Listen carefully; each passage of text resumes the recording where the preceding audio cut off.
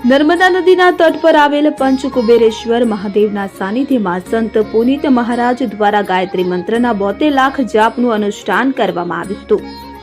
તે પુનિત પાવન ધરા પુનિત આશ્રમ મોટી કોરલ ખાતે દસમ પુનિત પરિવાર મિલન અને નવનિર્મિત રામ મંદિરમાં રામ જન્મોત્સવનો ભવ્યથી ભવ્ય ઉત્સવ પુનિત અંશ પૂજ્ય આનંદજનક મહારાજના પાવન સાનિધ્યમાં યોજાયો હતો।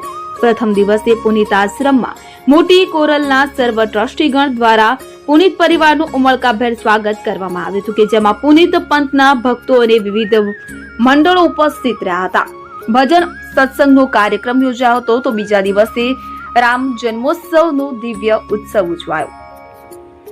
નર્મદા કિનારે આવેલ પંચકુબેશ્વર મહાદેવ સંત પુનિત આશ્રમ ખાતે ત્રિદિવસીય પુનિત પરિવાર મિલન અને રામ જન્મોત્સવનો ભવ્ય કાર્યક્રમ યોજવામાં આવ્યો હતો કે જેમાં પુનિત પરિવારના વડા પુનિત અંશ પૂજ્ય આનંદજનક મહારાજના પાવન સાનિધ્યમાં સમગ્ર કાર્યક્રમનું આયોજન કરવામાં આવ્યું હતું। મોટી કોરલ આશ્રમના ટ્રસ્ટીગણ અને મોટી કોરલ પરાનું ભજન મંડળ તથા મોટી કોરલના ભજન મંડળના સંયુક્ત ઉપક્રમે દશમ પુનિત પરિવાર મિલન યોજાયું હતું કે જેમાં દેશભરમાંથી પુનિત પંથના સર્વ ભક્તો ઉપસ્થિત રહ્યા હતા। અહીં પુનિત મહારાજ રચિત ભજન અને સત્સંગ યોજાયો હતો। રાત્રિના આનંદ મહારાજના આખ્યાનનો સૌ ભક્તોએ નાચી કૂદી આનંદ માણ્યો હતો। રામનવમીના પાવન દિને મોટી કોરલ ધામ ખાતે નવનિર્મિત અદયન તન વિશાળ હોલમાં બિરાજમાન રામલલ્લાના મંદિર ખાતે રામ જન્મોત્સવનું દિવ્ય ઉત્સવ ભક્તો દ્વારા ઉજવવામાં આવ્યો હતો।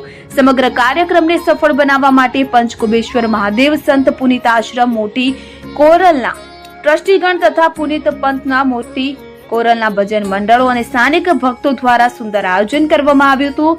સ્થાન પર સંતુલન મહારાજ દ્વારા 72 લાખ ગાયત્રી મંત્રના જાપ કરી અનુષ્ઠાન કરવામાં આવ્યું હતું। પુનિત મહારાજે આ પાવન ધરા પર પુનિત રામાયણની રચના કરી હતી અને આ સ્થાન પર 7 અબજ રામ નામ પધરાવવામાં પણ આવ્યા છે। ત્યારે આ દિવ્ય સ્થાન જાણે અયોધ્યા નગરી બની હોય તેવું વાતાવરણ ઊભું થયું હતું।